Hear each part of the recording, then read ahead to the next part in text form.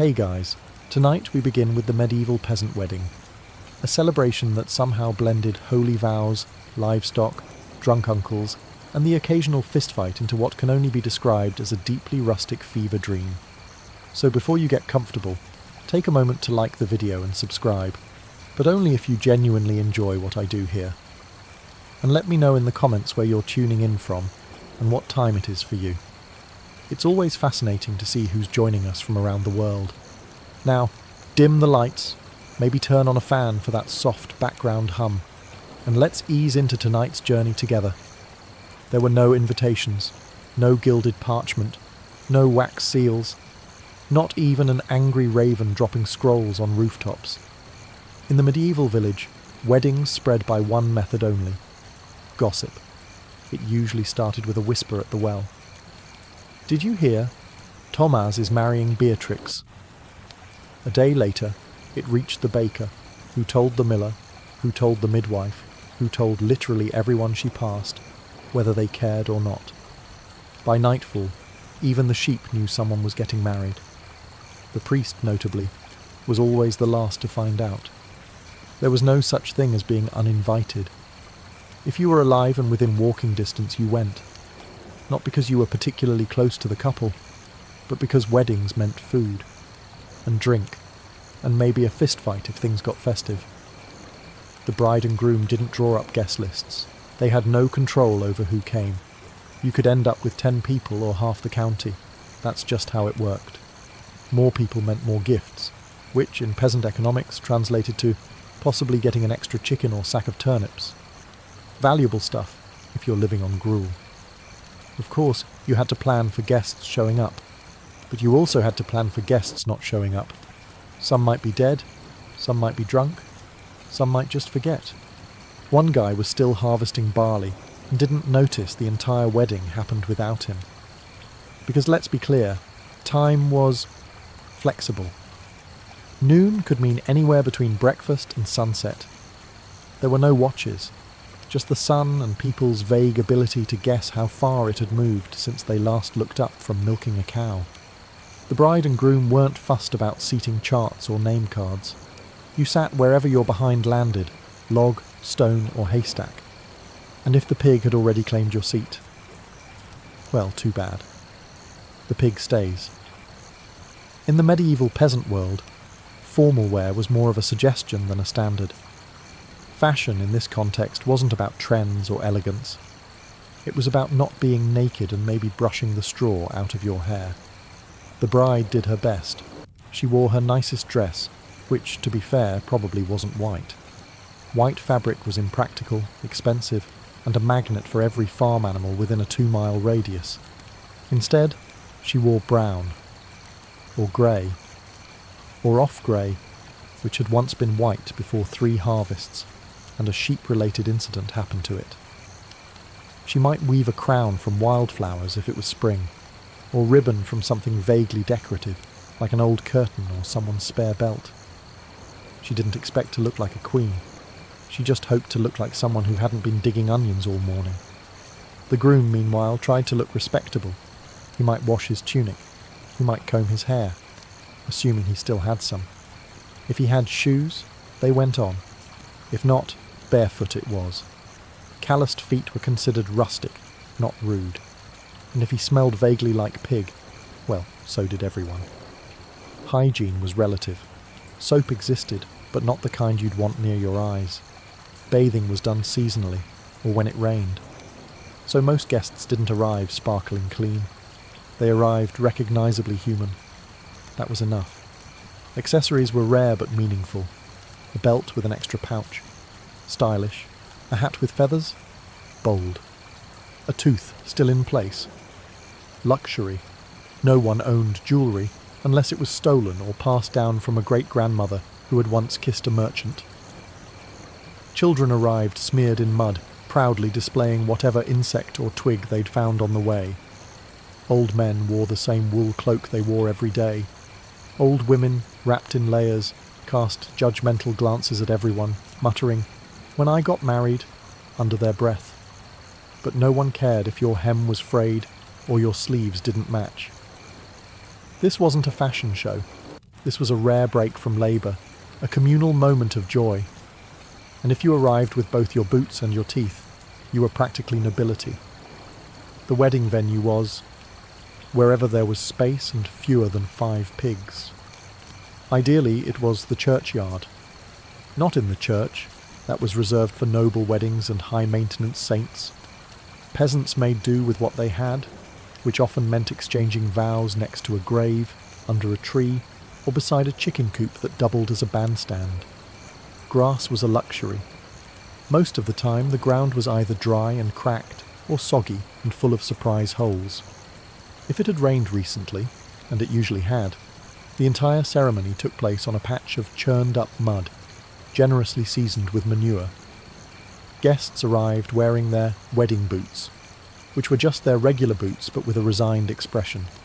There were no chairs, no bunting, no altar made from reclaimed oak. People stood, or squatted, or leaned against fences that creaked ominously. Sometimes someone brought a bench, and the elders claimed it immediately like royalty, without a throne. Everyone else just tried not to fall into a ditch. The decorations? Nature. Mostly weeds. If someone hung a few flowers or ribbons around a fence post, it was considered Martha Stewart-level ambition. The rest of the setting was filled in by animals, dogs sniffing everything, chickens absolutely underfoot, and the occasional confused goat photobombing the betrothal. And then there were the smells. Pigs in the next field, sheep nearby, the faint but persistent scent of cabbage stew simmering in someone's pot. Combined with sweat and ale breath, it was less a wedding ambiance and more a medieval cologne sampler. But still, people showed up. Because setting didn't matter. This was a rare break from the grind of survival. The wedding could be held in a puddle surrounded by compost, and it would still be better than weeding barley all day.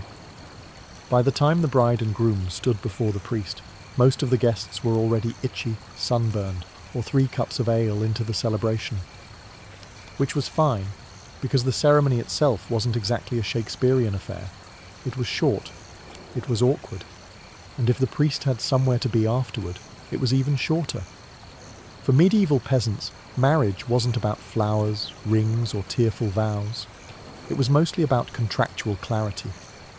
The church, by the 12th century, had begun to insist on a priest's involvement, but truth be told, many couples considered themselves married the moment they declared their consent in front of witnesses.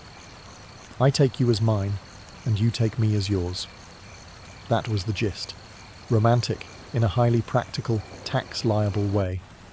Some ceremonies included a blessing and a few Latin mutterings. Most didn't involve kissing, not because of modesty, but because no one was eager to put their mouth on someone else's mouth after 6 days without soap. The priest might cross himself, say a prayer, and then rush off to his next task, like helping dig a grave or yelling at a goose. The church had range. There were no rings unless someone found a bent copper trinket or inherited a questionable family heirloom. Some couples exchanged small tokens, cloth, a knife, or a coin, to seal the deal.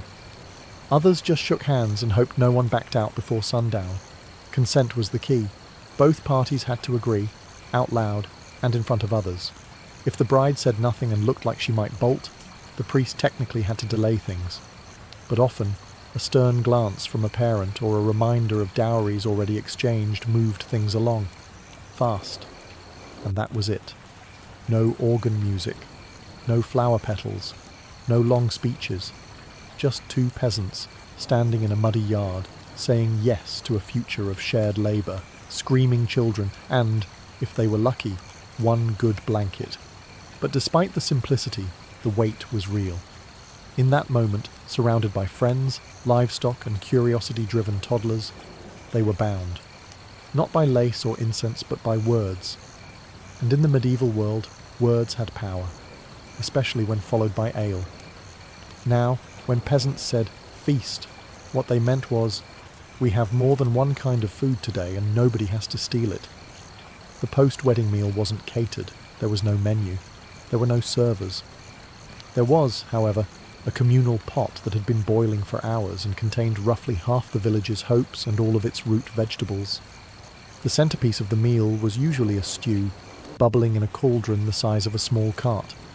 Into it went cabbage, leeks, onions, barley, turnips, maybe some dried peas, and, if you were really lucky, a bit of meat. A chicken, if someone had been feeling generous or reckless. Otherwise, flavour was left in the hands of salt or fate. Guests didn't sit at tables. They found a rock, a bench, or a sturdy dog. Bowls were passed around, and if you didn't bring one, you had to eat from your hands or borrow your neighbour's. Spoons were wooden, shared, or theoretical. Fingers did most of the work. Drinks were better. Ale was plentiful, home-brewed and stronger than expected. It went down fast, burned slightly, and made even burnt stew taste like joy.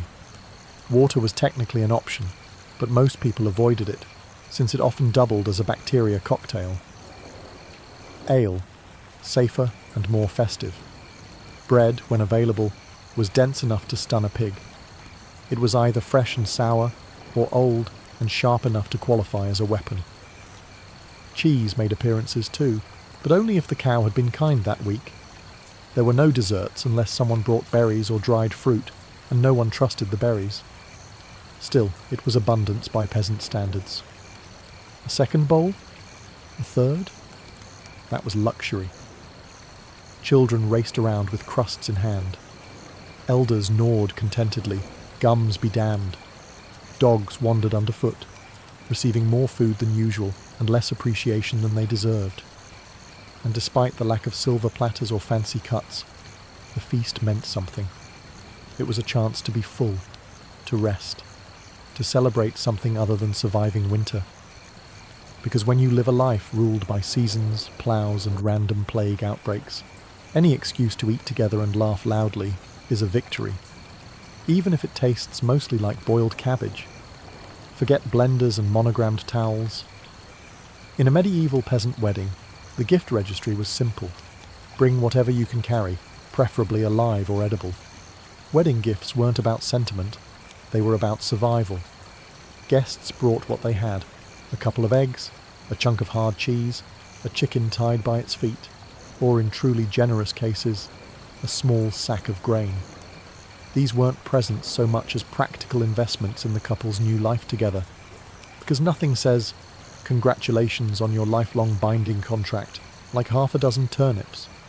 Occasionally someone would arrive with something a bit more interpretive. An old hoe missing a handle, a wooden spoon with bite marks, a goat with a limp and questionable eyesight. But even that was better than arriving empty-handed. Showing up without a gift marked you as either very poor or very bold, and either way, people noticed.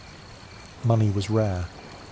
Most peasants didn't see coins often, and when they did, they tended to hoard them like dragons hoard gold. So the idea of giving money as a wedding gift was laughable. Goods, not coins, made the world go round. If someone gave the bride a jug of ale or a loaf of fresh bread, they were practically royalty. Sometimes gifts were recycled, and yes, that's as medieval as it gets. A goose given at your wedding might reappear at your cousin's wedding a year later, slightly older and angrier. There were whispers of one clay jug making the rounds for over a decade. No one remembered where it came from. No one dared keep it. But the gifts weren't just for the couple. They also played a role in community optics. Giving something useful proved you were invested in the household's success. It signalled goodwill, participation, and maybe a hope that when it was your turn to marry, someone would return the favour with a particularly plump chicken. And despite the randomness and re-gifting, there was warmth in it. These weren't luxurious things, but they were what people could spare. In a world where most had little, giving anything at all was an act of generosity, even if it squawked the whole way there. Every medieval village had its own cast of characters, and they all showed up at weddings, uninvited and impossible to miss. Think of it as a social reunion mixed with reality TV, minus the cameras and with more goats. First, there was the village loudmouth, usually an older woman who knew everyone's business and had no filter. She'd start with, "Bless the happy couple," and finish with, "Though we all remember what happened last harvest behind the bakehouse." She wasn't trying to stir the pot. She was the pot. Then came the local wise woman, part healer, part witch, full-time source of rumours. She would bless the couple with a mysterious herb no one could identify and mutter something like, "May your cows always give milk, unless they don't." People nodded solemnly. No one wanted to make eye contact. You'd also spot the retired soldier who hadn't fought a battle in 30 years, but still wore part of his dented helmet and told the same story about a skirmish near France that probably didn't happen. He'd shout, "To the bride and groom!" and immediately fall over. And of course the drunk uncle. Every village had one. Red-nosed, overly affectionate, and prone to yelling, "Love is war," while trying to dance with someone's grandmother. He'd gift a bent spoon or a suspiciously light jug of ale. Still, it was tradition. But beyond the personalities, the real engine of the wedding was gossip. Weddings were ideal breeding grounds for juicy whispers. Who showed up late? Who looked too cosy with the shepherd? Who brought a gift that looked suspiciously like the one they got last year? Nothing escaped notice. If the bride's dress had a stain, someone had an entire theory. If the groom looked pale, someone declared he'd been hexed. The talk started during the ceremony and would ripple out for weeks, woven into bread lines, passed between milk buckets, and baked into the village's collective memory. And honestly, people lived for it. Life was hard. Gossip was free. If you've ever been to a wedding where no one hired a babysitter, now imagine that, but with more mud, fewer teeth, and absolutely zero supervision. That's a medieval peasant wedding. Children were everywhere, not politely sitting, not carefully nibbling bread. No. They were tearing through the gathering like feral squirrels on a sugar high, fueled by stolen crusts and pure chaos. And no one stopped them. Not because adults didn't care, but because they were busy, eating, drinking, avoiding eye contact with their in-laws. In the absence of structured play or toys, kids got creative. They raced sticks down puddles, threw mud balls at chickens, dared each other to touch the priest's donkey. They used turnips as projectiles and haystacks as crash mats. At least one child always ended up in the stew pot, not in it, thankfully, but close enough to raise questions. Toddlers toddled directly into the ceremony. Babies were strapped to hips or simply plopped onto the ground like satchels. A child would cry every 5 minutes, either because they tripped, were bitten by another child, or had their only snack stolen by a passing dog. No one panicked. This was normal. The bride and groom often ignored the madness. Occasionally, the bride would grab a toddler by the collar mid-vow and hand them off to someone with, "Here, yours now." The child, unfazed, would simply scurry off like a tiny medieval gremlin. Sometimes there was a group of older kids, self-declared supervisors, who lorded over the little ones with all the compassion of tiny landlords. "No, you can't sit there." "Yes, we're allowed to take your bread." Lord of the Flies meets dirt and bad hygiene. In truth, weddings were some of the only times children were allowed, even encouraged, to be completely wild. It was understood. Let them burn off steam, while the adults did the same. If they didn't come back covered in scratches, bruises, and someone else's breadcrumbs, were they even at a wedding? By the end of the day, most children were passed out in hay piles, sticky and exhausted. A few had acquired minor injuries, but no one was surprised either. In the grand tradition of medieval peasant weddings, music was less organised performance, and more whatever sound someone could coax out of an object. If you were lucky, a local with a fiddle showed up. If you were very lucky, he knew more than one tune. The most common musician was that one guy, every village had one, who claimed he could play something. A flute, a pipe, a badly tuned lute with 3 strings and 1 dream. Sometimes the instrument was improvised. A pot lid and a stick, 2 jugs, or just enthusiastic whistling through missing teeth. If no one brought an instrument, well, congratulations. You now had a choir of ale-soaked uncles belting the one wedding song they all kind of remembered. The lyrics were vague, slightly inappropriate, and repeated until someone passed out or forgot the words, whichever came first. Drums, when present, were anything that made noise when hit. Buckets, barrels. One time, a well-fed goose in a sack. Rhythmic stomping was also a favourite, particularly useful since it doubled as dancing and scared away rats. The repertoire, narrow. Most songs fell into one of three categories. Love songs, where someone definitely dies at the end. Drinking songs, where everyone dies at the end. Historical ballads, where everyone dies and loses their sheep. No one really cared about skill. Volume mattered more than melody. If you were loud and enthusiastic, you were a musician. If you had rhythm, you were a professional. If you could clap in time and not fall over, you were a legend. Children often joined in, adding high-pitched screeches to the mix. Dogs barked along. Occasionally, a rooster would try to solo. It was chaos, and yet, somehow, it worked. The soundscape was clumsy, off-key, occasionally alarming, but it filled the air with joy, or at least with noise, and that was enough. For peasants who rarely heard music beyond a church bell or the sound of rain on a leaking roof, this was magic. Brief, messy magic. Once the music started, and by music we mean rhythmic banging and someone whistling off-key, it was only a matter of time before the dancing began. And by dancing, we don't mean elegant waltzes or courtly steps. We mean stomping, flailing, and vaguely coordinated hopping, performed with the unhinged energy of people who had spent the last 6 months bent over in a barley field.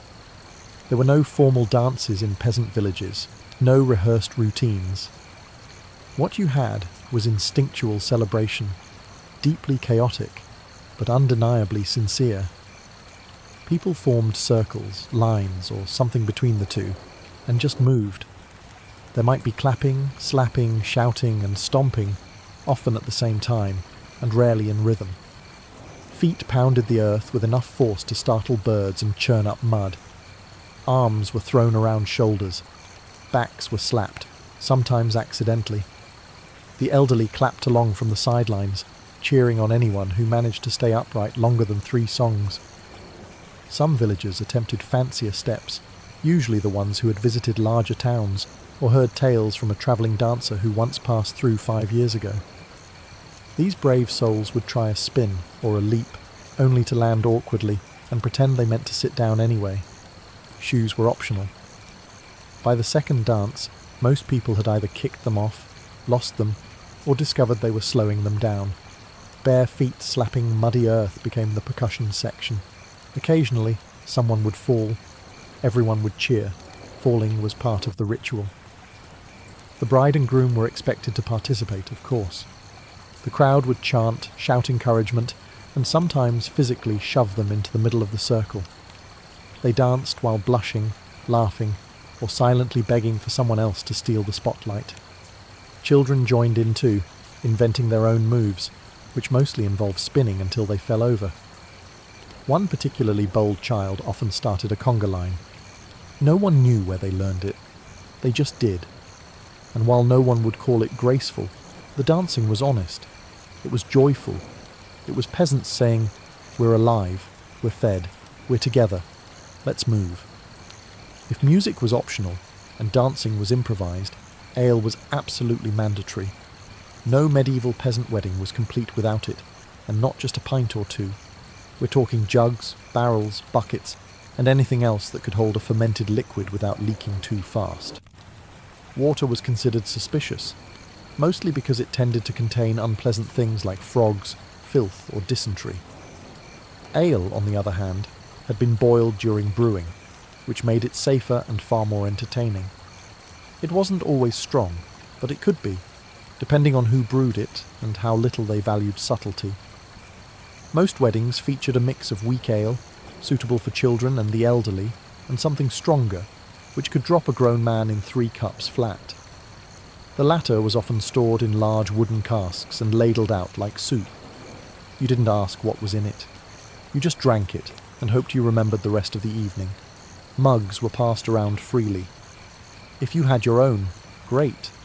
If not, you shared. No one worried about germs, mostly because the concept of germs hadn't been invented yet, and also because ale felt clean. That tingly burning sensation? That was the sanitizing effect, they said, or possibly blindness. With each round, the crowd got louder, looser, and a bit more chaotic. Polite laughter gave way to belly laughs. Stories became more exaggerated. People started complimenting the bride's smile or the groom's oddly shaped knees. Someone always started a drinking song, which turned into a shouting contest, which then turned into a nap under the table. There was always one person who shouldn't have had that last cup. The kind who began by singing and ended by vomiting behind a haystack. And yet no one judged. That was just part of the ritual. In a world of hard labour, harsh winters, and looming mortality, ale was more than just a beverage. It was social glue. It made people talk, laugh, confess, and occasionally fall into a trough.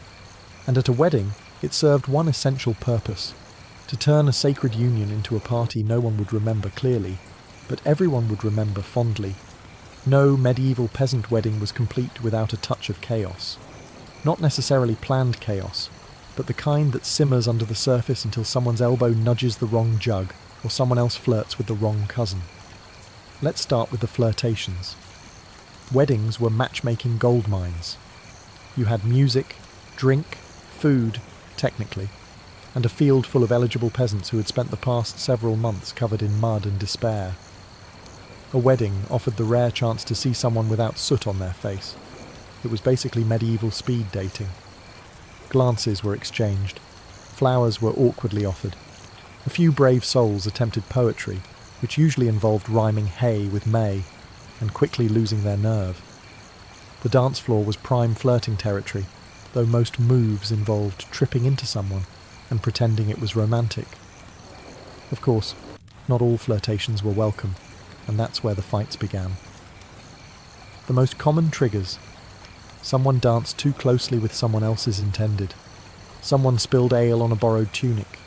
Someone insulted someone's goat. Again. The fights were rarely serious, mostly shoving, slurred shouting, and the occasional wrestling match in the mud that no one actually tried to break up. By the time it ended, both parties were usually too tired or too drunk to remember what they were arguing about.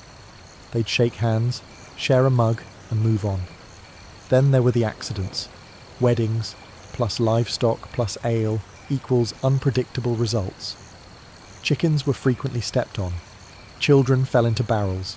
Someone always tripped into the stew pot. Once, a goat got tangled in the bride's veil and dragged her 10 feet before anyone noticed. She was fine. The goat was applauded, but no one was surprised. Accidents were part of the fun. They gave the villagers stories to tell for years to come. Remember Thomas's wedding, when old Magda sat on the beehive? Instant legend. And while nobles had pristine banquets and rehearsed toasts, peasants had spilled ale, accidental kisses, and mild head injuries, and somehow that felt more genuine. At some point in every medieval peasant wedding, right after the fourth drinking song but before the goat stole the bread, someone would look around and ask the question, "Hey, where'd the bride and groom go?" Cue the knowing smirks, the raised eyebrows, the older aunties nudging each other and muttering things like, "Well, they didn't waste time." Because everyone knew exactly where the newlyweds were, or at least what they were doing. Consummation wasn't just tradition. It was legally important. In medieval Christian Europe, a marriage wasn't considered fully valid until it was, let's say, made official in the eyes of the Lord, and a sagging straw mattress. Technically, some weddings even had witnesses. A disturbing mix of custom and nosiness, though by the later Middle Ages, most villages wisely abandoned that part. The newlyweds usually slipped away to a barn, or a back room, or a hayloft someone had swept for the occasion. Privacy was relative. There were no locks, and curtains were a luxury. But the important thing was symbolic disappearance. The community understood. Let them vanish. Let them bond. Meanwhile, back at the feast, the party carried on. The absence of the couple didn't stop the dancing, or the ale, or the off-key singing. If anything, it gave people something to gossip about. How long do you think they'll be gone? Betty trips over his own boots. She looked like she knew what she was doing. Well, his mother said he's clumsy. When the couple eventually reappeared, flushed, rumpled, vaguely victorious, no one said anything out loud, but everyone looked. The groom got handshakes. The bride got proud nods and unsolicited advice from women who'd been married since the great turnip shortage of 1314. Some couples didn't return at all. They fell asleep in the hay or decided that right now was a good time to start that domestic bliss early. No one blamed them. After months of labour and years of waiting, they'd earned their brief escape from noise, mud, and neighbours who couldn't stop commenting. And while there were no honeymoons, that stolen hour of privacy was the closest thing they'd ever get. The morning after a medieval peasant wedding was less romantic sunrise and more hangover with livestock. Gone were the music, laughter, and frantic goat chasing. In their place, aching feet, empty jugs, and the slow communal realization that someone had definitely slept in a cabbage patch. Guests emerged from wherever they'd collapsed. Haystacks, under carts, inside sheds, or simply curled up next to the communal fire like large, snoring cats. Hair was matted. Tunics were muddy. One man was wearing someone else's cloak and didn't seem particularly eager to give it back. The feast table, if you could call it that, was now a war zone. Half-eaten loaves, spilled ale, an overturned stew pot, and the unmistakable presence of a chicken that had clearly been there all night. Someone found a single shoe in a tree. Someone else had acquired a dog. Children were already up, of course. Wide awake and sticky, dragging sticks and singing fragments of the wedding song with lyrics they'd invented. One toddler walked past proudly holding a goose egg, and no one knew where he got it. Or if the goose was okay, the bride and groom, likely still hiding. They'd resurface eventually, tousled, exhausted, and probably with straw in their hair, ready to begin a new life of shared chores, livestock maintenance, and mild existential dread. But on this morning, they were allowed to remain mythical figures. Those with stronger stomachs helped clean. Bread crusts were salvaged, mugs stacked, barrels rolled. Others simply sat on logs, holding their heads and muttering prayers for silence, strong tea, or time travel. The priest walked by with a suspiciously smug look. He hadn't partied. He remembered everything. And worse, he was ready to talk about it. Yet, despite the mess, no one complained. There was a quiet satisfaction in the aftermath. The wedding had happened. The couple was married. The village had come together, danced, eaten, bled a little, and survived. That was enough. When you picture a medieval wedding, it's tempting to imagine elegance, flower garlands, flowing gowns, sweet music wafting through the trees. And that might have happened somewhere. But for peasants, the real legacy of a wedding was much simpler. It was mud, laughter, bruised knees, boiled cabbage, and community. These weddings weren't about prestige. They weren't spectacles meant to impress. There were no photographers, no planners, no mood boards. What there was, and what mattered, was presence. The whole village came out, not just to witness the vows, but to participate in something rare: joy. Because medieval life for peasants wasn't just hard, it was relentless. Hunger, disease, taxes, bad weather, and the occasional armed noble crashing through your barley field. Joy was brief. Fun was suspect. But weddings were the exception, a communal pause in the chaos. A moment where dirt-stained hands held bread instead of tools, and voices sang instead of swearing at rocks. Even if the stew was bland, the ale ran out, or someone got kicked by a donkey, it didn't matter. What mattered was that the village gathered to say, "These two people now face the world together. Let's all shout and spill things in their honour." And so the legacy of the peasant wedding wasn't captured in stained glass or chronicled in illuminated manuscripts. It lived on in stories told over bread fires, in the song hummed during the next harvest, in the smile between a couple sharing stew months later, now with calloused hands and shared debt. It was in the mud-streaked joy, the the goose-related injuries, the whispered gossip that somehow became legend. It was real, it was messy, and it belonged to the people. And if the world ended tomorrow, as it occasionally tried to do in the Middle Ages, the villagers would at least have this memory. A day when life felt lighter, when no one worked, and when two people said yes to each other while chickens clucked disapprovingly nearby. Before the wine was poured or the lyre was plucked, there were rules. Lots of them. Despite the chaos and laughter later in the night, the Greek symposium was not some mindless frat party. It was ritualized, exclusive, and, strangely, sacred. You didn't just show up and start drinking. No, that would have been barbaric. First you had to be invited. The host, known as the symposiarch, carefully curated the guest list. This was an all-male affair, freeborn men only. Slaves? They served. Women? Only courtesans or hetairai were allowed inside. Wives stayed home. The evening began with a meal, the deipnon, where everyone would eat reclining on couches, heads propped up on cushions like relaxed philosophers. This wasn't the symposium proper. This was the warm-up.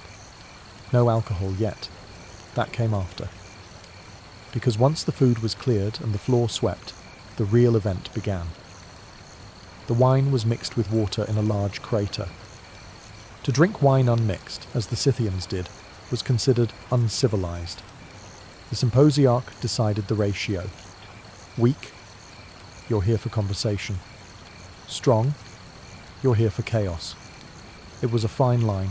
Too sober, and things stayed stiff. Too drunk, and Plato's dialogues turned into a Dionysian disaster. Now here's where it gets interesting. Every symposium had a purpose, usually philosophical, political, or poetic. But underlying all that was a sense of sacred leisure, what the Greeks called schola. This wasn't wasted time.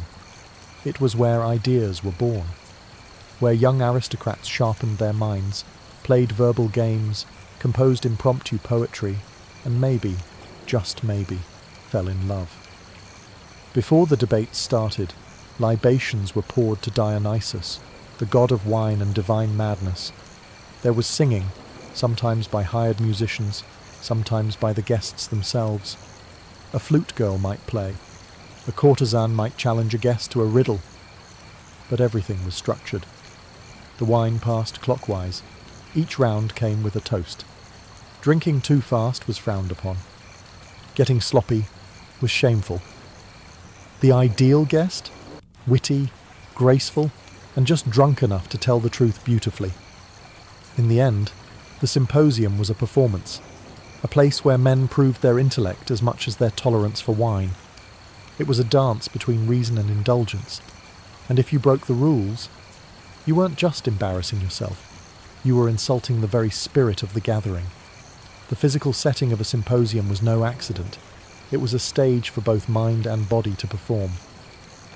The event typically took place in a specially designed room in the Greek household called the andron, reserved solely for men. It was a square space lined with couches, or klini, each wide enough for a man to recline on his side while propped up on one elbow. The centre was left open, perfect for servants to pour wine, dancers to perform, or for the occasional impromptu game involving tossing wine lees at a target. Yes, they had drinking games too. Light came from flickering oil lamps, and the air was thick with the scent of burning incense, roasted meats, and the occasional perfume worn by courtesans. It was intimate, sensual, and designed to lower inhibitions without erasing the intellect. The couches were arranged in a circle, encouraging eye contact, verbal sparring, and shared laughter. This wasn't just architecture, it was psychology. Everyone had equal status here. No one sat at the head of a table. No one was above another. This spatial equality fostered philosophical democracy, an egalitarian moment in a deeply hierarchical world. The mood could shift dramatically depending on the host and the mix of guests. Some symposia were political strategy sessions disguised as drinking parties. Others devolved into singing contests and naked dancing. And some like the one described in Plato's Symposium, were lofty, abstract, and almost religious in tone. But they all began in the same place, with a shared space, a shared drink, and a shared sense that something important was about to happen. Even the decor mattered. Walls were often adorned with mythological paintings, Hercules feasting with the gods, Dionysus leading his drunken revellers, satyrs chasing nymphs. These were not just pretty images, they were reminders of the thin veil between civilization and ecstatic chaos. They whispered, "This is play, but it's sacred play." And let's not forget the wine itself. Served in decorated cups, kylikes, these often had erotic or comic scenes painted at the bottom, slowly revealed as the drinker emptied his cup. The moment of draining your drink came with a laugh, a blush, or a clever comment, depending on who was watching. At the heart of many symposia was a dynamic that still baffles and fascinates modern minds, the paiderastia relationship between an older man, the Erastes, and a younger male beloved, the Eromenos. This wasn't just tolerated, it was idealized. The older man was the teacher, the lover, the sponsor of intellect and refinement. The younger man, usually a teenage boy of aristocratic birth, was the student and the object of admiration. And the symposium was their theatre. This bond wasn't purely carnal, at least not in theory. It was supposed to be about virtue, discipline, and the passing down of knowledge and moral character. But that didn't stop the air in the symposium from becoming charged with erotic tension. The older men would use clever wordplay and recited poetry to woo the beautiful youths reclining beside them. Compliments were expected. Groping was frowned upon. The key was restraint.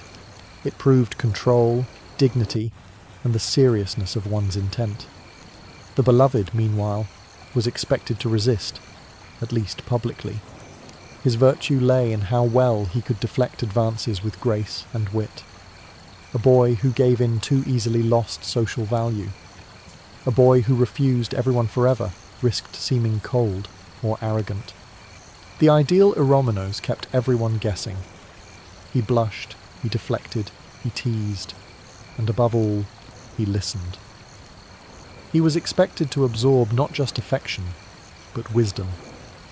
Now, not every guest engaged in these dynamics. Married men were supposed to behave, but let's be honest, many didn't. Courtesans and heterae were allowed to offer physical pleasure, but the boys were meant to offer something higher. Inspiration. They were the muses of the male elite. Their youth reminded older men of fleeting beauty, of time's cruel advance, of why philosophy mattered in the first place. Plato famously used a symposium to explore the nature of love itself, eros as a ladder, beginning with physical attraction and rising toward divine contemplation. But that lofty climb began, quite literally, on a couch beside a beautiful boy. The intimacy of the setting made it possible to speak of the soul without embarrassment, to admit longing without shame. Wine was not just a beverage at the symposium, it was the fuel, the compass, and the test. But the Greeks didn't drink the way we do today. To them, consuming wine unmixed with water was considered the mark of a savage. The ideal Greek drinker diluted his wine with at least 3 parts water. Why? Because wine was not meant to overwhelm. It was meant to loosen the tongue without dulling the mind.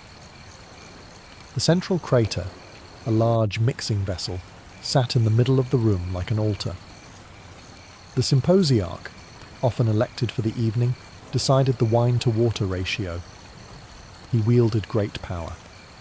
A strong mix meant a wild night. A weak one signalled a night of poetry and discourse. It was a delicate balance. Too sober, and the evening dragged.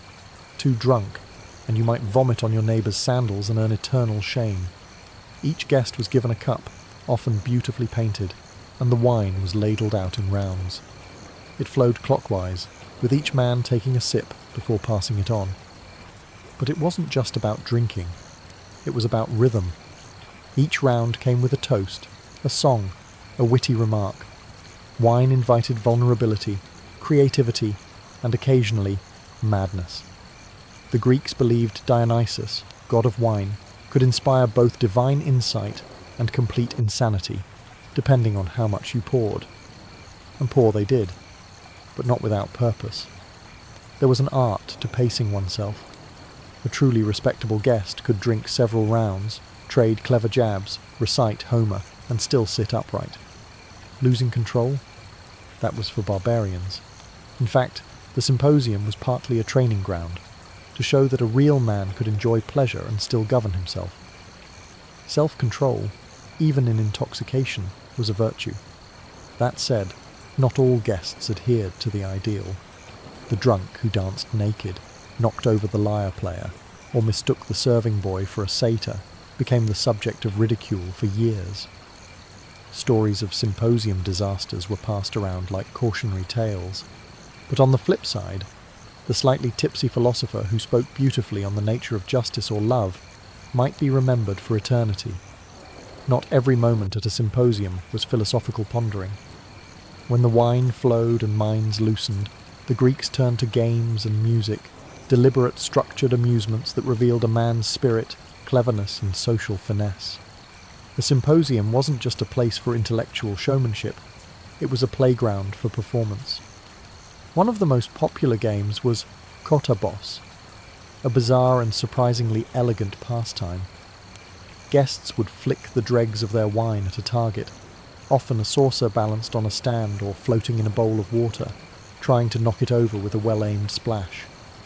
Success wasn't just about skill, it was symbolic. Men often called out the name of a lover while launching their wine, a cheeky blend of flirtation and athleticism. Hit the mark?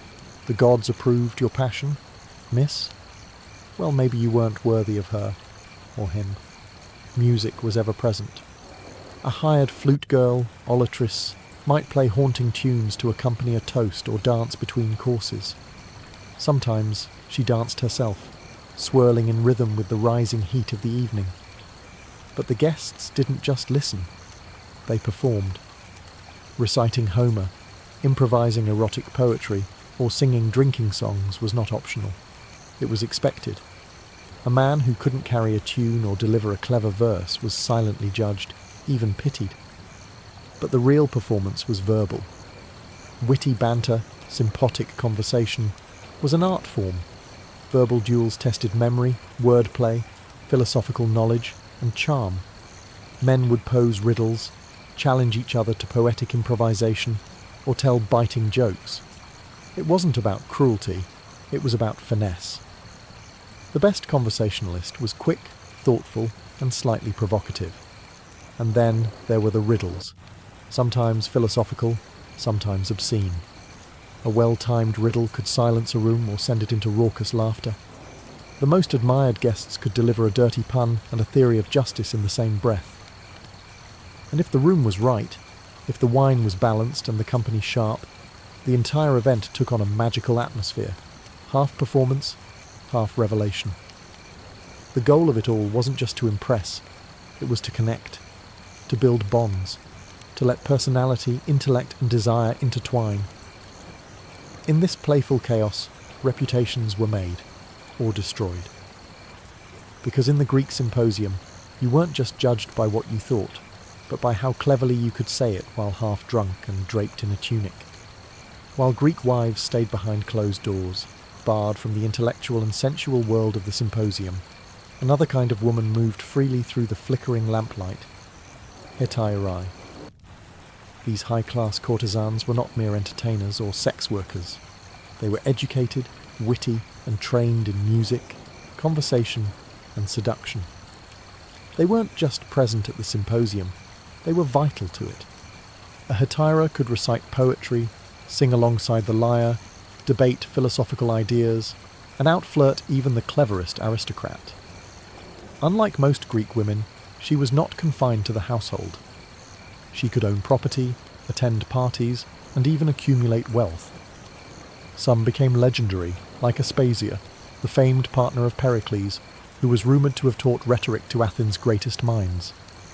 But make no mistake, their position was complex. They walked a thin line between celebrated and scorned. Revered for their intellect and charm, They were also objects of lust and satire. Still, in the wine-soaked world of the symposium, the hetaira was often the only woman who could speak freely and be heard. Their presence changed the dynamic.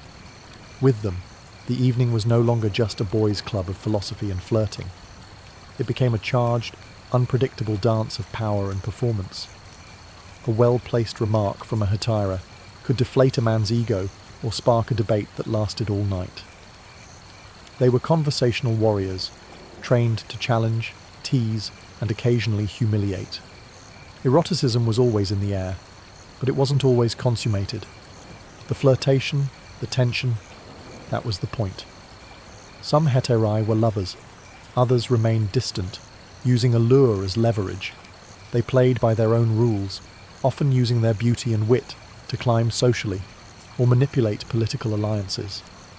For many men, these women represented a fantasy: female companionship without domestic duty, sensuality without obedience, intellect without inhibition. They were free in a way that Greek wives could never be, and that made them both intoxicating and dangerous. In a room designed for male pleasure, the heterae were a reminder that true control was never fully in male hands. They could ruin a joke, redirect a debate, or inspire a poem that would be remembered for generations. In a culture obsessed with power and performance, they were masters of both. While the symposium had its fair share of games, flirtation, and poetic excess, its greatest legacy may be intellectual. Beneath the laughter and rising intoxication, something remarkable happened. Serious thought took root.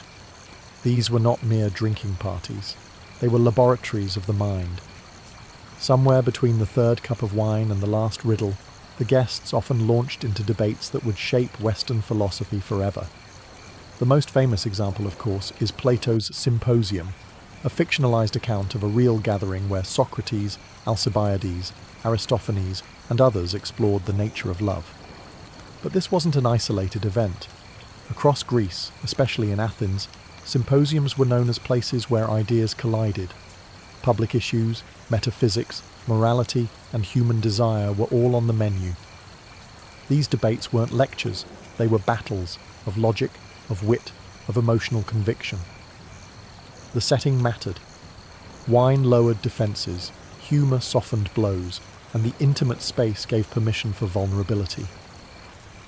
You could challenge a man's view on justice, his belief in the gods, or even his sexual preferences, and if you were clever enough, earn his respect.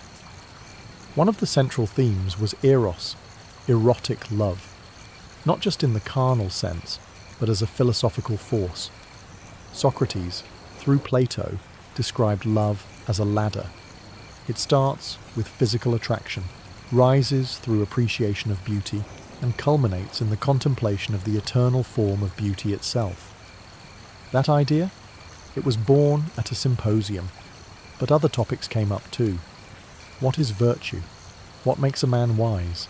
Can the soul be immortal? Is pleasure a good in itself, or merely a distraction? These were not academic questions. They were urgent, personal, and delivered in between sips of spiced wine. It's no coincidence that many of the great thinkers of Greece, Socrates, Plato, Xenophon, frequented symposia. These events were incubators of thought. They offered a rare combination: leisure, intellect, sensuality, and challenge. And unlike public forums, the symposium allowed for nuance. You could speak freely, revise your opinions mid-sentence, or offer an idea half-formed and see where it went. For all their intellectual ambition and poetic charm, symposia could, and often did, spiral into chaos. While philosophers dreamed of truth and beauty, reality had a habit of barging in, wine-soaked and staggering. The symposium's tightrope walk between order and indulgence didn't always end well, and when it failed spectacularly. Take Alcibiades, for example, the handsome, brilliant, and deeply scandalous Athenian statesman. He famously crashed the symposium in Plato's dialogue, already drunk, crowned with ivy like Dionysus himself. Instead of offering a sober reflection on love, he gave a wildly personal and sexually charged speech about Socrates. It was funny, emotional, and borderline inappropriate.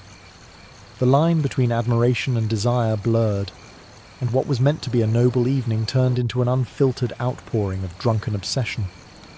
But Alcibiades' antics weren't just awkward, they were prophetic. He would go on to betray Athens, flee to Sparta, switch sides again, and die in exile. His love of wine, performance, and recklessness mirrored the dark side of the symposium culture: charm without restraint, brilliance without ethics. And he wasn't alone. Many political scandals had their roots in symposia. Gossip spread quickly. Who flirted too boldly? Who got too drunk? Who insulted a guest or blasphemed a god in the haze of wine? It was all noted, whispered, and weaponized. A misstep in a private symposium could ruin a public career. Symposia also became associated with decadence, especially in later periods. As Athens declined and Rome rose, the original balance of intellect and indulgence tilted dangerously toward pure hedonism. Wine was no longer watered down. Guests competed in gluttony instead of poetry. The flute girls outnumbered the philosophers. And what was once sacred play became cynical performance. Even the Spartans, famously austere, mocked Athenian symposia as soft, effeminate, and corrupt. To them, the very idea of reclining on couches, debating love while sipping diluted wine, seemed like a recipe for moral decay. And in some ways, it was. Yet the Greeks were aware of the risks. That's why moderation was so prized. A man who could keep his dignity while drunk, charm without seducing, and argue without humiliating was the true hero of the symposium. Long after the last crater was emptied and the last lyre note faded, the Greek symposium left behind something far more enduring than a hangover. A legacy of intellectual culture that still shapes how we think, talk, and connect today. What began as a structured drinking party became one of history's most unlikely engines of philosophy, art, and social development. The symposium offered a radical idea, especially for its time, that leisure wasn't merely idleness. It was sacred space. Schola, the Greek word for leisure, is the root of our word school. That's no accident. The symposium turned leisure into a crucible for learning. It proved that wisdom didn't have to come from temples or classrooms alone. It could emerge amid wine, laughter, flirtation, and flame-lit debate. Plato's Symposium is the most famous relic of this world, and its impact is hard to overstate. It gave us not just a model of structured philosophical dialogue, but enduring concepts like Platonic love, the ladder of Eros, and the idea that beauty and truth are intimately connected. The format of that work, men reclining, drinking, and riffing on a shared theme, would become the prototype for everything from university seminars to late-night salons. The Romans inherited the symposium and transformed it into the convivium, a more lavish, less philosophical affair, but the structure remained. Medieval and Renaissance thinkers reawakened the spirit of the symposium in their own salons, circles, and societies. And even today, we carry echoes of it. The dinner party that turns into a deep conversation at midnight, the book club that spends more time on existential questions than the actual book, the podcast where two minds drink, laugh, and dissect reality. Even the symposium's flaws have left their mark. The gender exclusivity, the hierarchies of beauty and age, the danger of excess, all remain relevant as cautionary tales in how communities are built and broken. But perhaps its greatest gift was the idea that pleasure and thinking need not be at odds. That beauty, desire, humour, and intellect could all share a single room. That truth could be seduced, not just reasoned. In the end, the Greek symposium wasn't just where philosophy met pleasure. It was where civilization discovered that the mind, the body, and the spirit all need a place to play. And in that sacred wine-slicked space, the Western world learned how to talk. Imagine walking through the streets of ancient Thebes or Memphis. The heat radiates off the limestone, and the air smells of incense, lotus, and palm wine. But what grabs your attention isn't the temples or the towering obelisks. It's the people. Men and women alike, their faces adorned with thick black eyeliner that extends dramatically from the corners of their eyes. Their heads are crowned not with natural hair, but with ornate wigs, braided, curled, sometimes perfumed. It's striking, unmistakable, and absolutely everywhere. In ancient Egypt, personal appearance wasn't just a matter of vanity, it was a coded language. What you wore on your head and painted around your eyes told the world who you were, what you believed, and where you stood in society. Wigs and eyeliner weren't mere trends, they were statements of identity, spirituality, and hygiene. Eyeliner, made from a dark green pigment called malachite, or the more famous coal from galena, a black lead sulfide, was applied with careful precision. The look was bold, but not just for beauty. It was believed to protect the eyes from harsh sunlight, much like how athletes today use black grease. More importantly, it had deep spiritual and medicinal significance. The ancient Egyptians believed the pigment protected against evil spirits and infections, especially from the Nile's ever-present flies and bacteria. This wasn't superstition alone. Modern science has confirmed that lead-based coal may have had antimicrobial properties. So yes, your eyeliner could save your life. As for the wigs, they were more than fashionable headpieces. Hair was shaved regularly to maintain cleanliness and prevent lice. Wigs were worn daily by elites and on special occasions by commoners. The material varied: wool, plant fibre, or human hair, and so did the complexity. Some were simple plaits, others towering structures of curls, beads, and even gold ornaments. A well-made wig was expensive and a symbol of wealth, much like a tailored suit or luxury handbag today. Together, the wig and the eyeliner created a persona, controlled, composed, and sacred. To appear in public without them, especially in the upper classes, would be unthinkable. It wasn't just about looking good.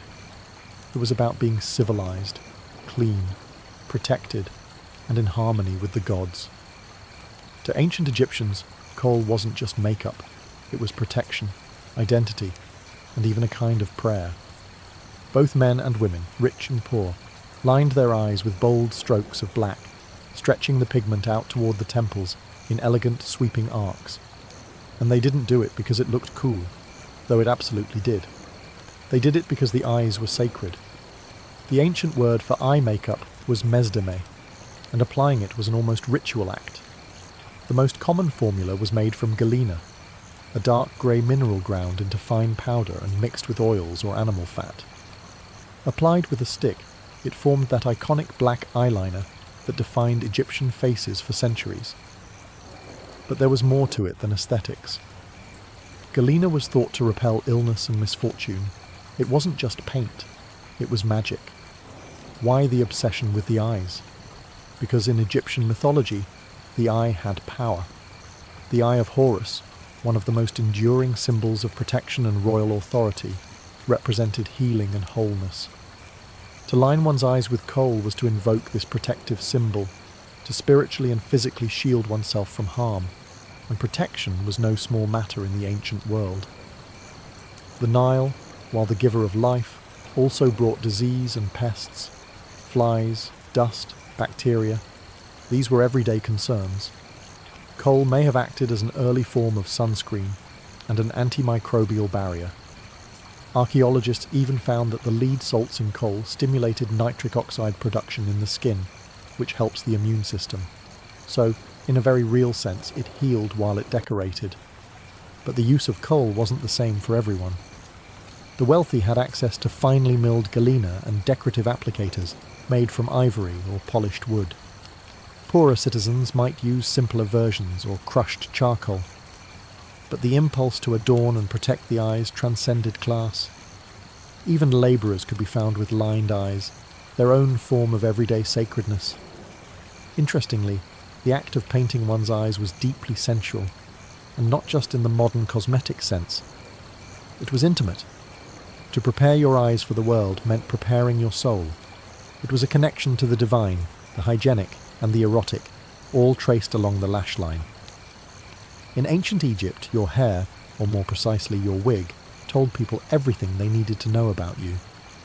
who you were, how clean you were, how rich you were, how close to the gods you stood.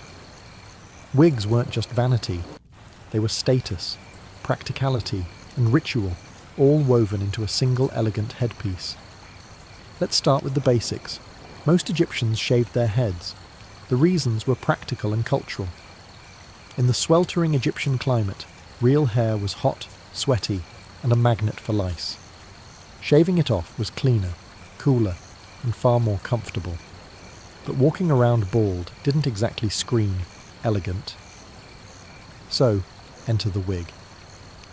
Wigs were usually worn by the elite, pharaohs, priests, and wealthy nobles, but even middle-class citizens had simpler versions.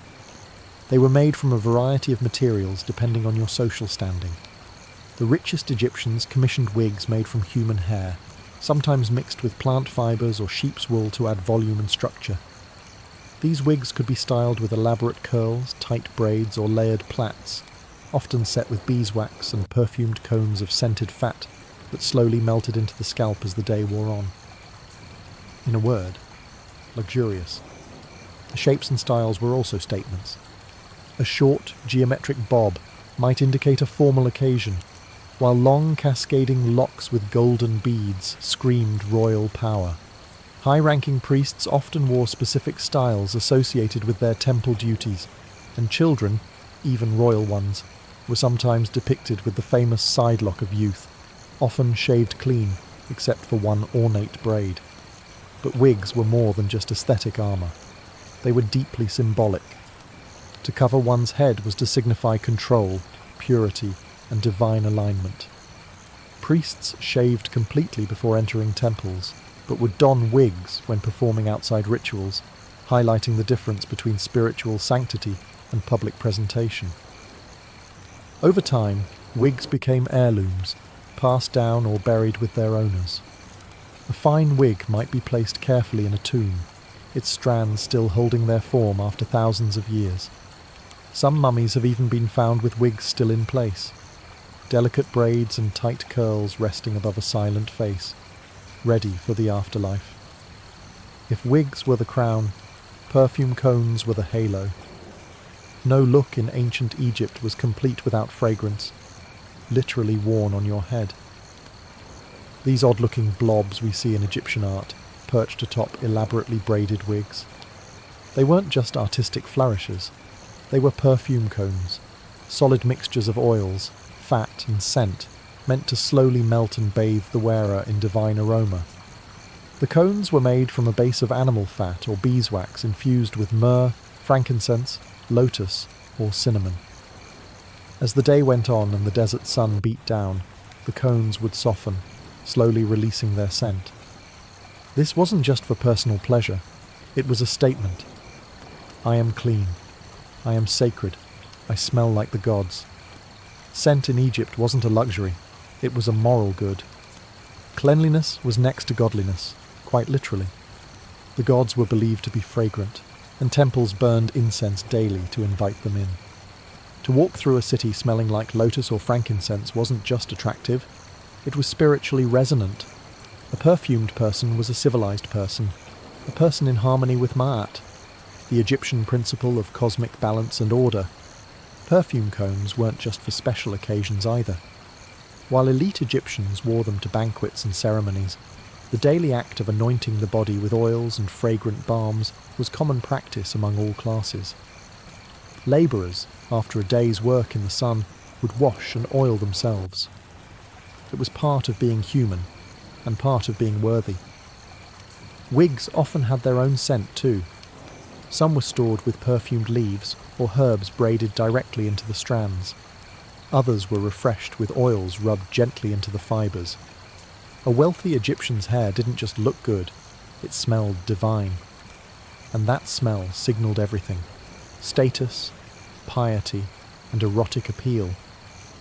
Interestingly, this attention to fragrance also had practical benefits.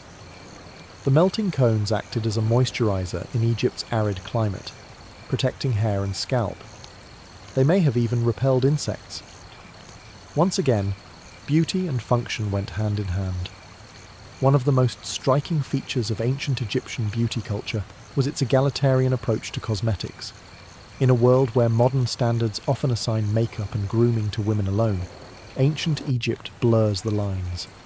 Men wore eyeliner, women shaved their heads, everyone oiled their skin, perfumed their bodies, and wore wigs on special occasions. Beauty was not gendered, it was sacred, hygienic, and deeply social. A high-status Egyptian man might begin his day with a full-body wash, followed by anointing himself with scented oils. Then came the application of kohl. Yes, thick, black eyeliner, applied with a smooth hand to both upper and lower eyelids. The eyes were extended outward with that iconic line we still associate with pharaohs and gods. It wasn't vanity, it was identity. Women followed a similar ritual, though with even more complexity in hair and fragrance. The beauty standards for elite women were steep: pale skin, elaborate wigs, painted lips using ochre or carmine, and wide, defined eyes. But here's the twist. These routines weren't about competing with other women or impressing men. They were about aligning oneself with the divine. After all, the gods themselves were depicted in full regalia, heavily adorned, beautified, radiant. Androgyny, in fact, played a powerful symbolic role in Egyptian iconography. The gods blurred gender roles constantly. Hathor, the goddess of beauty and fertility, was both motherly and erotic. Osiris, ruler of the underworld, was depicted with green skin, a fake beard, and makeup, hardly hypermasculine. Even pharaohs like Akhenaten were portrayed with curiously genderless features: soft bellies, almond eyes, wide hips. This cultural acceptance of beautification across genders created a society where appearance was not just tolerated, it was expected. A man who didn't line his eyes or keep himself perfumed could be seen as lazy, uncivilized, or even irreligious. Personal grooming wasn't an indulgence, it was a duty. Even servants and labourers partook in the ritual, though with simpler materials. They might use soot instead of galena, plant oils instead of expensive perfume, linen wigs rather than human hair.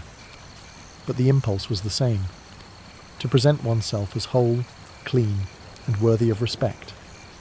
In ancient Egypt, to be clean was to be close to the gods. Dirt wasn't just unpleasant, it was unholy. And personal hygiene was a form of spiritual discipline. That's why wigs, eyeliner, perfumes, and cosmetics weren't just accessories of wealth or vanity. They were physical proof of your class, your discipline, and your worthiness to participate in society. Let's start with the basics. Hair. Shaving the head and body was common among both men and women. Hair trapped sweat and lice, enemies in the desert climate. A clean-shaven scalp signified order, self-control, and spiritual cleanliness. That's why priests, who served in temples, were required to shave completely and bathe multiple times a day.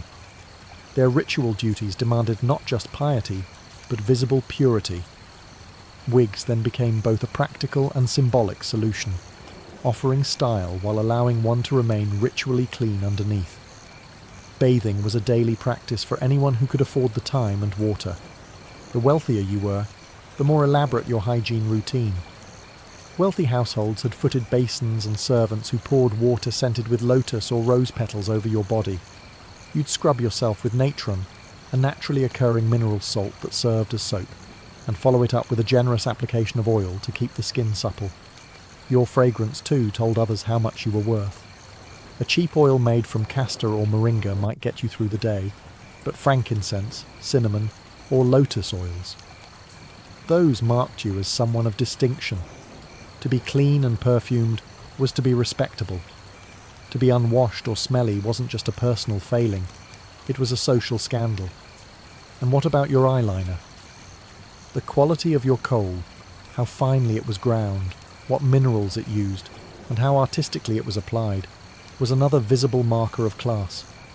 Sloppy lines or cheap materials would betray you immediately.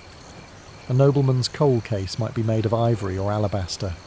A labourer's, carved roughly from clay or wood. Clothing, too, reinforced these hygiene signals.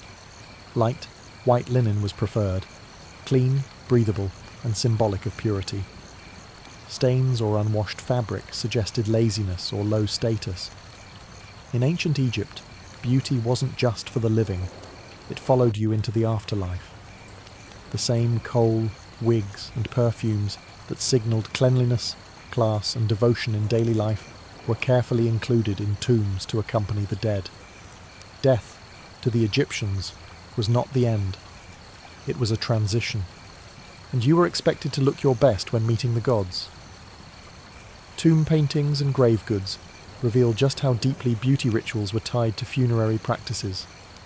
Elite mummies were buried with jars of cosmetics, coal pots, wig boxes, mirrors, scented oils, and even combs and razors. In some cases, the deceased was depicted on the coffin itself, with elaborately painted eyes and perfectly styled hair, often wearing a ceremonial wig adorned with gold or lapis. The message was clear. The soul should arrive in the next world clean, composed, and divine. Priests who prepared the body performed rituals that included cosmetic application. They painted the eyes with black lines, re-anointed the skin with oils, and sometimes even fitted the deceased with a wig before wrapping the body in linen. The intention was twofold: preserve the body and elevate the spirit. Beauty here wasn't just ceremonial, it was transformational. The opening of the mouth ceremony, one of the most vital rites for the dead, symbolically restored the senses, sight, smell, speech, to the departed soul. The beautifully lined eyes of the deceased were not merely symbolic. They were meant to see again in the afterlife. The perfume cones and sacred oils helped the spirit smell the sweet air of paradise, and the polished mirrors ensured the dead could admire their own perfected form for eternity. Even gods of death and protection were depicted as beautiful. Anubis, the jackal-headed embalmer, appears with black-lined eyes and sleek, idealized features. Isis and Nephthys, protectors of the dead, were always shown with perfect hair and divine cosmetics, models for both the living and the dying. For Egyptians, to be well-groomed in death was to show respect to the gods and signal readiness for rebirth. To decay, to stink, to appear unkempt. These weren't just physical failings, they were spiritual ones. Beneath the elegance of ancient Egyptian beauty, rituals lay a world of practical tools, well-crafted, ritualized, and surprisingly sophisticated. If you were an elite Egyptian preparing for a banquet, temple service, or your own burial, you didn't just slap on coal with your finger or run a comb through your hair blindly. You had a personal beauty kit, often as finely made and symbolically charged as any religious artifact. Let's start with mirrors. Made from polished copper or bronze, these handheld discs gleamed enough to reflect the face clearly, at least for those who could afford them. These mirrors often had ornate handles carved from wood, ivory or faience, and shaped like gods, lotus stems or protective deities. Gazing into one was not just about vanity, it was a reminder of order, symmetry, and divine harmony. Kohl applicators were another essential. These were not flimsy brushes but thin rods, sometimes carved from bone, ivory, or metal, designed to dip into stone or ceramic pots filled with powdered galena or malachite. The act of lining one's eyes with these tools was often meditative, precise, and done with great care. Some of these applicators were so treasured they were buried with their owners. Wig combs were flat, wide, and made from carved wood or ivory, designed to gently untangle the intricate braids and curls of elaborate wigs. Wealthier individuals had full grooming kits that included razors for shaving, tweezers for plucking stray hairs, and even scent jars designed to hold various fragrant balms. Some high-ranking women even had servants whose sole job was maintaining wigs and mixing personalized perfume blends. Cosmetic palettes, slabs of stone used to grind and mix pigments, were part of nearly every household. Even children's tombs sometimes contained small palettes, indicating how early beauty rituals began. The famous Nama palette, one of Egypt's earliest archaeological finds, shows cosmetic tools already present at the dawn of Egyptian civilization, blending politics, ritual, and aesthetics into one stone. These tools weren't hidden in drawers. They were proudly displayed, often decorated with animal motifs or inscribed with protective spells. They served as reminders that beauty wasn't separate from life. It was central to it. You weren't just painting your face. You were participating in a sacred art form, using tools blessed by centuries of tradition. Thousands of years have passed since the last pharaoh applied his kohl, or a noblewoman placed a perfumed cone atop her wig. Yet the visual language of ancient Egyptian beauty continues to ripple through history, echoing in everything from high fashion to modern makeup tutorials. What began as sacred ritual and social necessity along the banks of the Nile now lives on in catwalks, cosmetics, and cultural imagination. Start with eyeliner, the bold extended line from the corner of the eye, that unmistakable cat eye, straight out of Egypt. Cleopatra didn't invent the look, but she certainly perfected it. And her image, widely circulated in art and cinema, turned Egyptian eye makeup into a global symbol of allure, mystery, and power. Today's eyeliner trends, whether high fashion or everyday glam, still chase that same elongated, dramatic form born in the temples of Hathor and the tombs of queens. Wigs, too, have made their rounds. Ancient Egyptians treated them not as mere fashion, but as expressions of hygiene, status, and control. Today, they represent transformation, identity, and even empowerment, worn proudly by celebrities, cancer survivors, and cultural performers alike. In many ways, the modern wig still carries the same message. I choose how I present myself to the world, and let's not forget skincare. The Egyptians were early masters of moisturizing, exfoliating, and perfuming the body. They used oils, salts, and clays not just for function, but as expressions of spirituality and discipline. Today's multi-step skincare routines, their DNA can be traced straight back to the anointing jars of Thebes. Even in pop culture, ancient Egyptian beauty refuses to die. Films, music videos, fashion shows, and cosmetics branding continually mine the visual power of Nefertiti's cheekbones or Tutankhamun's dramatic mask. These weren't just royalty, they were icons. Their beauty standards, once grounded in sacred belief, have become shorthand for elegance and mystery. But what endures most is the idea that beauty is never just about looking good. For the Egyptians, it was health, holiness, identity, and social structure, all painted in black coal and sculpted in curled wigs. And in a world that still wrestles with image, self-expression, and ritual, their message remains timeless. Beauty is power. Beauty is protection. Beauty is purpose. And from the temples of Karnak to the vanities of today, that truth still lines our eyes. In the dying days of 1606, 3 small ships, Susan Constant, Godspeed, and Discovery, slipped away from the foggy shores of England under the banner of the Virginia Company. A private joint stock enterprise, the Virginia Company wasn't launching this voyage for charity or for the Crown's glory. It was a business venture, driven by dreams of gold, silk, spices, and, above all, profit. What they got instead was mud, disease, starvation, and a tiny, fragile outpost that would become the seed of British America. The men aboard these ships were a curious blend. There were seasoned sailors and labourers, but also many gentlemen, men with swords and titles, but no farming experience. Most had no idea how to build a colony. Few had ever done hard manual labour in their lives. Their expectations were wildly out of step with the reality waiting on the other side of the Atlantic.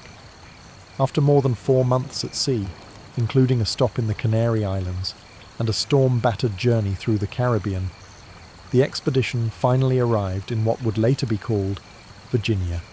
On May 14, 1607, the settlers selected a swampy, uninhabited peninsula along the James River to build their settlement. They named it Jamestown, in honour of King James III. From a defensive standpoint, the site seemed ideal. It was far inland enough to avoid detection by the Spanish Navy, and surrounded by water on 3 sides, offering protection from possible native attacks. But the location came with a cost. Brackish, undrinkable water, rampant mosquitoes, and poor soil. It was, in almost every practical sense, a death trap. Still, they unloaded their supplies and began constructing a wooden fort. The settlers had little idea what awaited them. Harsh summers, freezing winters, and a thin supply line stretched across the ocean. Within weeks, illness began to spread. The water made them sick. Food was scarce. Leadership was weak, arguments constant. And yet, in that miserable, mosquito-infested patch of land, they laid the first stones of what would eventually grow into an empire. The gamble was massive. The risk was astronomical. But the dream of empire, wealth and glory drove them forward, blind to the disaster that was already beginning to unfold. Jamestown had been founded. But survival? That was a whole other matter. From the moment the settlers set foot on Jamestown's soil, death began its slow, relentless march. The land was lush with promise, but the reality turned cruel. The water was brackish, too salty to drink safely and too polluted to support life.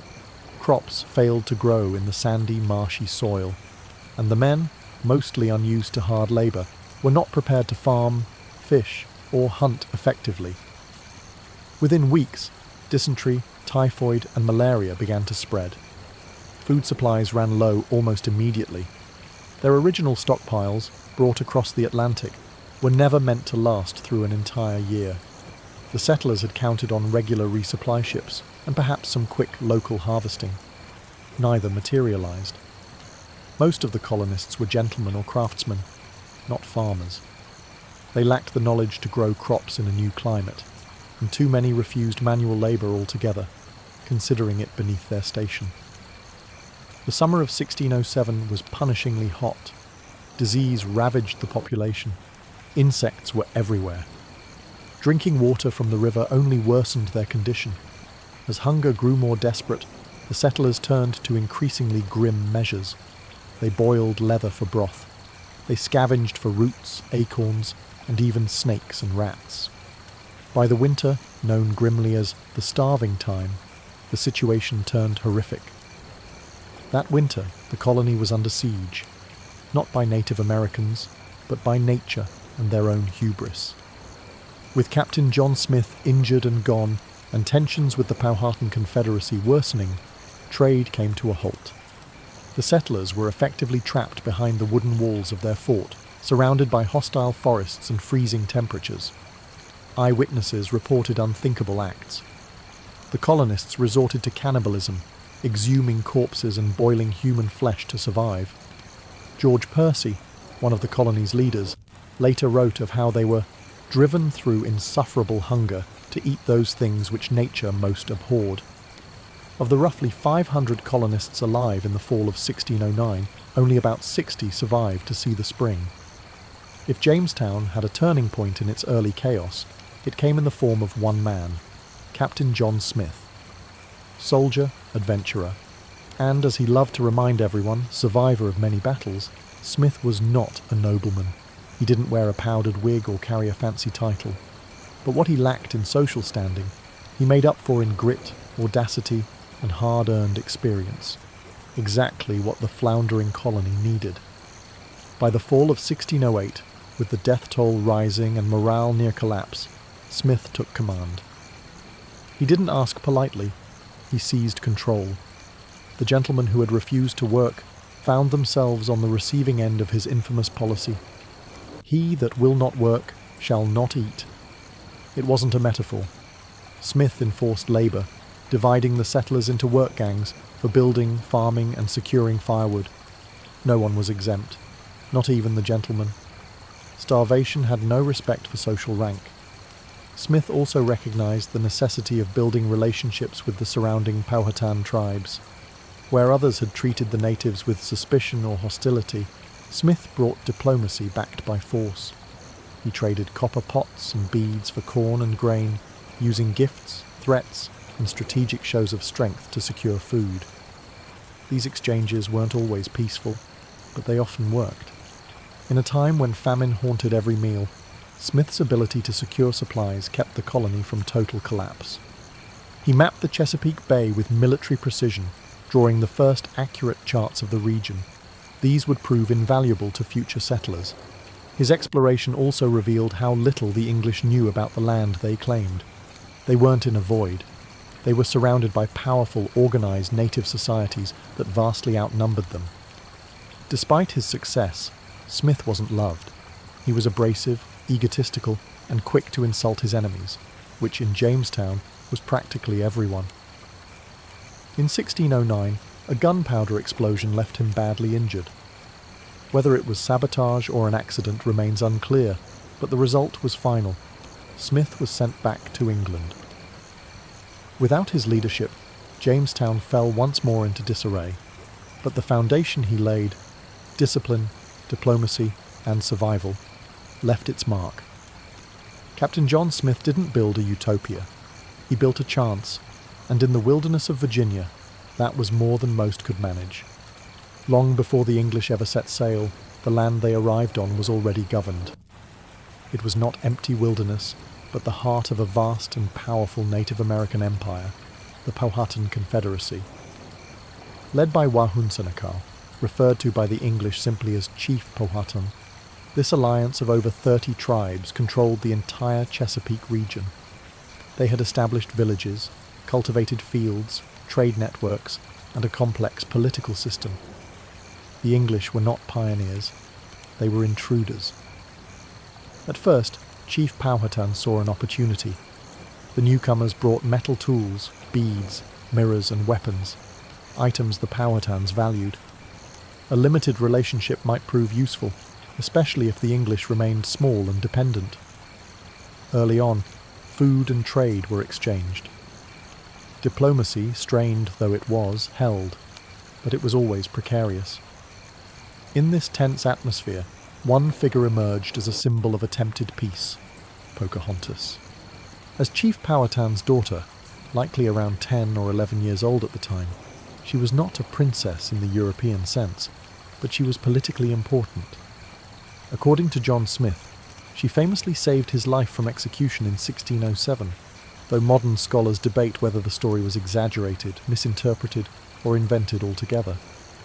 Regardless, Pocahontas became a recurring figure in English accounts, often acting as a messenger or intermediary between the two cultures. But the truce couldn't last. As Jamestown grew, so did English demands for food, land, and dominance. The settlers raided villages when trade faltered. Powhatan warriors retaliated. Trust eroded quickly. The English viewed the land as something to possess, the Powhatan as something to live within. This difference in worldview made peaceful coexistence almost impossible. By 1609, the relationship broke down entirely.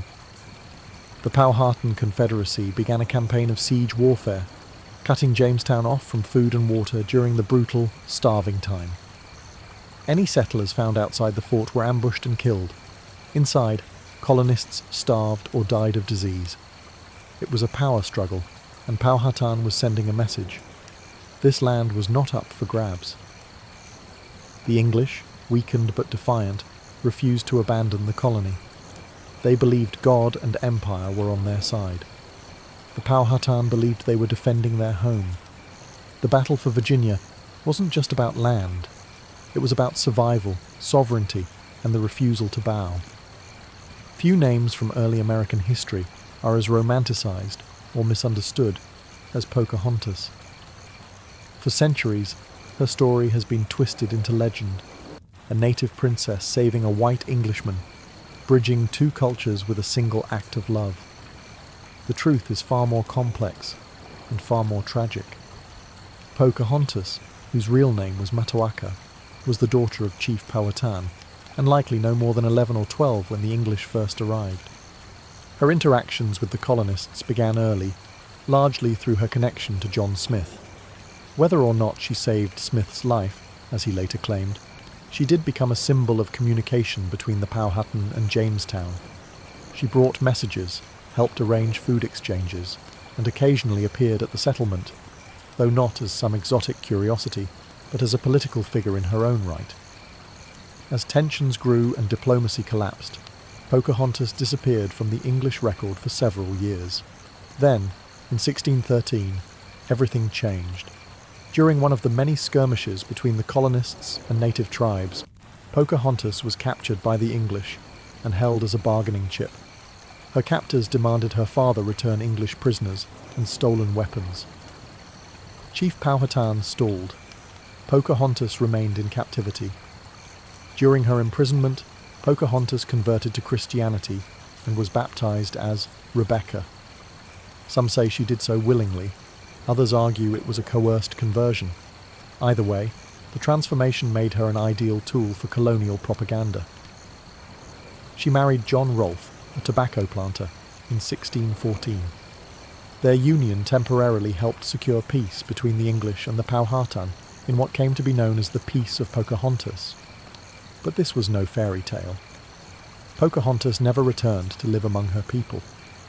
In 1616, she was taken to England as a living advertisement for the success of the Jamestown experiment.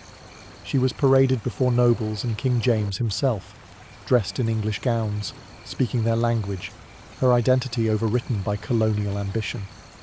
In 1617, while preparing to return to Virginia, Pocahontas died suddenly, likely of illness. She was around 21. Her death ended any illusion that harmony between the English and Powhatan could be sustained. Pocahontas lived between two worlds, never fully belonging to either.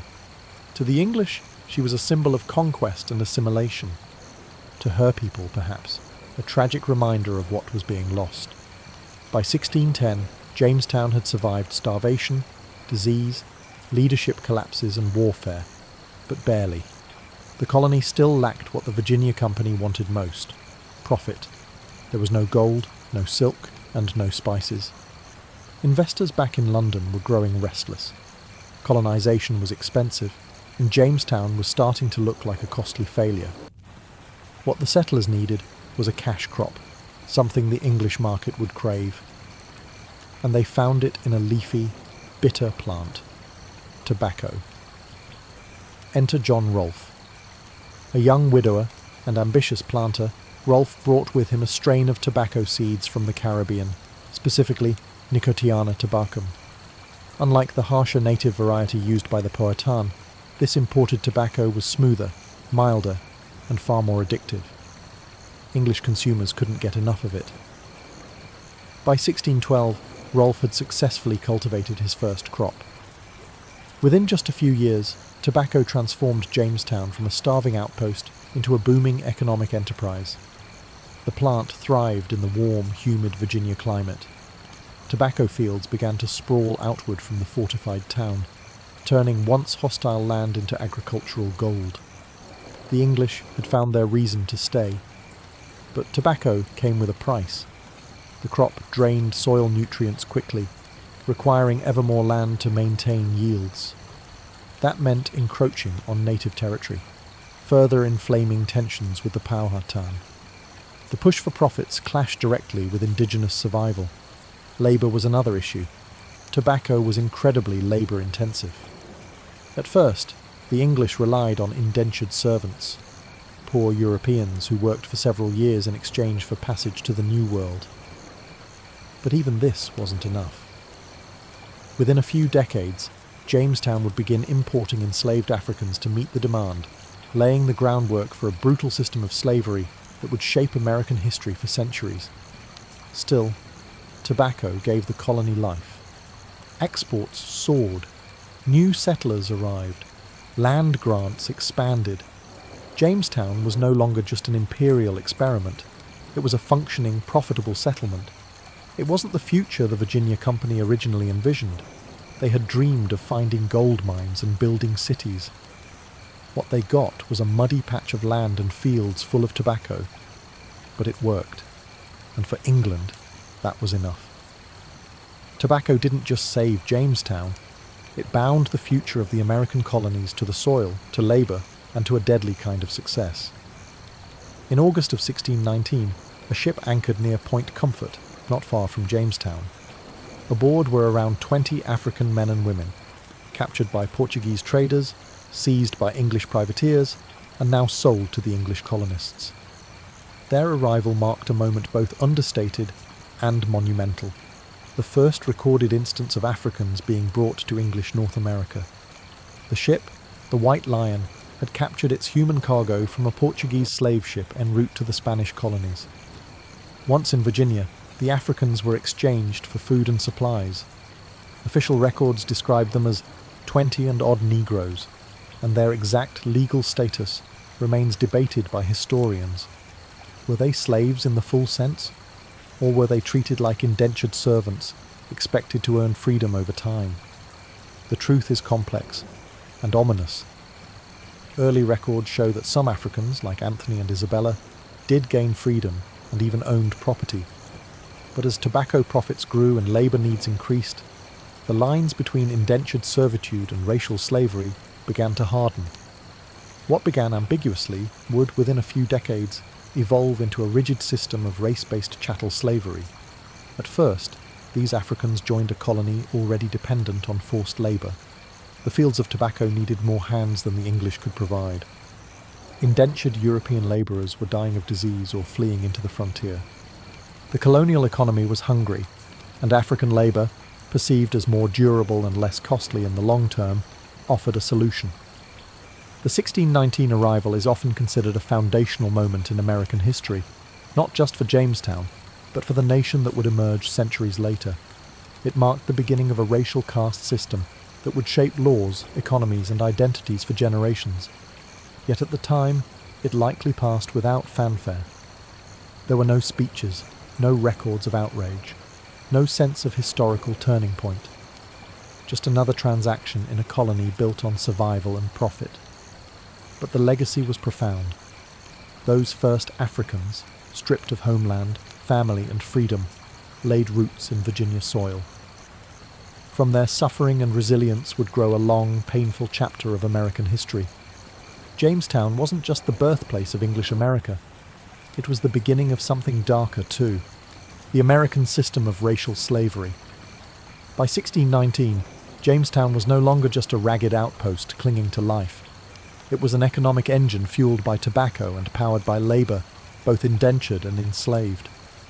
Yet, profit alone couldn't bind a people together when the Virginia Company's distant managers in London ignored colonial needs. The settlers demanded a voice. What they got would shape representative government in English America. In July 1619, Governor George Yeardley convened the First General Assembly at Jamestown's church, calling together 22 elected burgesses from various settlements along the James River. It was an unprecedented experiment, colonists choosing their own legislators to enact laws, levy taxes, and address local concerns. Over 3 days, these burgesses passed ordinances on land distribution, trade with native tribes, and even penalties for drunkenness, a bitter irony in the colony where wine and tobacco flowed freely. This representative body wasn't perfect. Voting was limited to free male property holders, landowners, or those with a certain tobacco yield. Yet it established a principle. Political power derived from consent, not just royal decree. When new settlers objected to unfair taxes or arbitrary arrest, they appealed not to the company's distant directors, but to their elected burgesses. Jamestown residents now had a mechanism to protect their interests, if they could only keep it alive amid crises. Trouble arrived swiftly.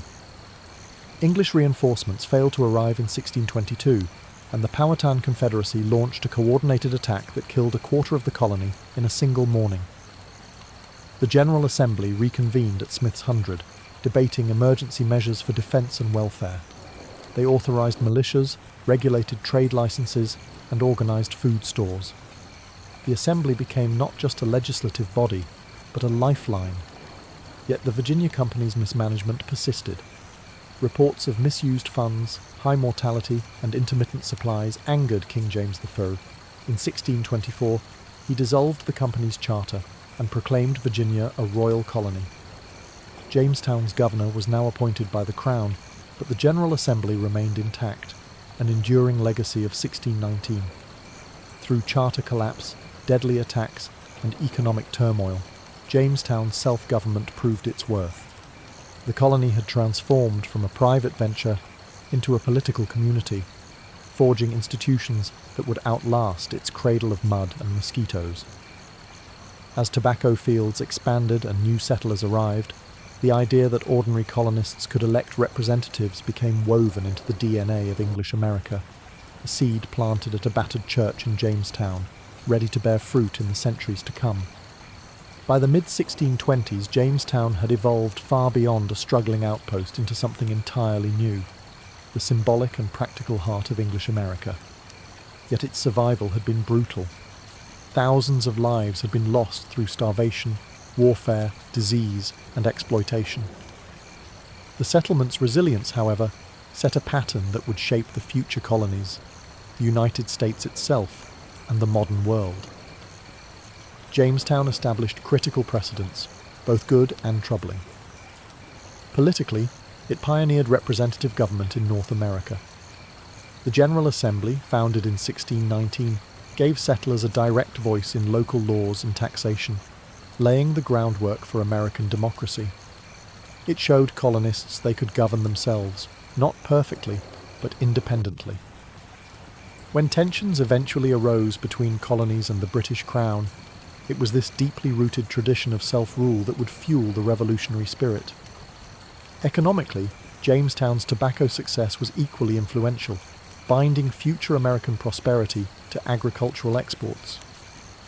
Tobacco cultivation sparked a plantation economy that demanded vast amounts of land and labour. This hunger for labour initially led to indentured servitude, but rapidly accelerated into the full-fledged system of racial slavery that would define the American South for centuries. Culturally, Jamestown left lasting imprints too. English traditions, laws, language, and religious practices spread from the muddy banks of the James River to settlements along the Atlantic coast and beyond. Yet it also fostered a culture of violence and racial division, embodied by conflicts with native peoples and the exploitation of enslaved Africans. These seeds, planted early, would bloom into generations of systemic inequality and struggle. The Powhatan people paid perhaps the heaviest price. Within decades, disease and conflict decimated their population, destroying an entire way of life. Jamestown's success, built on tobacco and self-government, was intertwined with this devastating loss, a contradiction at the core of American history. Today, Jamestown is remembered not as a simple triumph, but as a story of survival, courage, greed, oppression, and innovation. Its legacy lives in the democratic institutions born from its muddy streets, in the cultural exchange that reshaped global history, and in the deep wounds that still mark the nation's soul. Ultimately, Jamestown's true legacy is complexity itself, a tale not easily simplified into heroes or villains. Instead, it remains a raw, honest mirror reflecting what America would become. Ambitious, contradictory, inventive, and often painfully human.